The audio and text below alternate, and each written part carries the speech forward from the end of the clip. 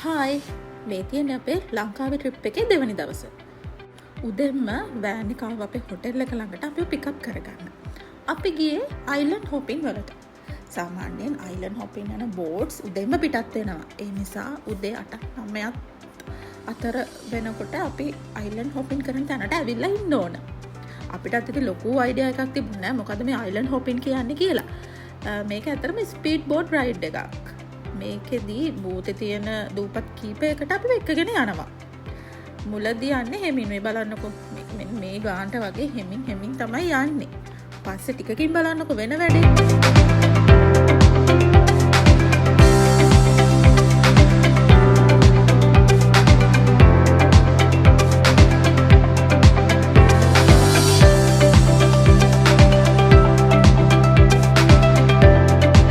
දැන් බලන්නකො මේ බෝට් එකේ ස්පීඩ් එකට මොකක්ද උනේ කියලා.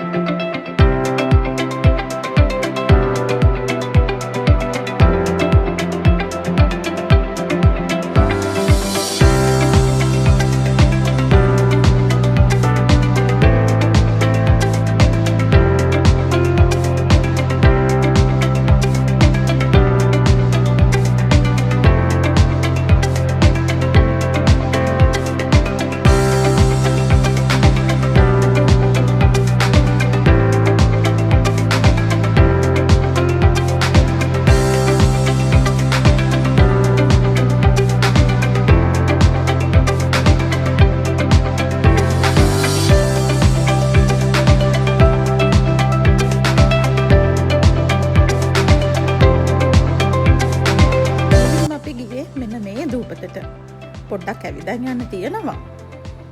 අපිට පැයක වගේ කාලයක් දීලා තිබුණා ඇවිදලා එන්ජොයි කරලා එන්න.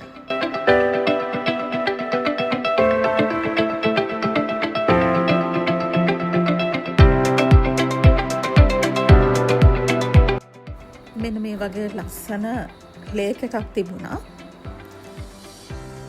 අපි ඩ්‍රෝන් ෂොට් කීපයකුත් ගත්තා මෙතෙන්දී. හරිම ලස්සනයි. සමහර කට්ටිය මේවා වෙන්නේ නෑවා කයාකින් කරා. ඒත් අපි නම් මුකුත් කරන්න ගියේ නෑ. අපේ බබා චූටි වැඩි නිසා.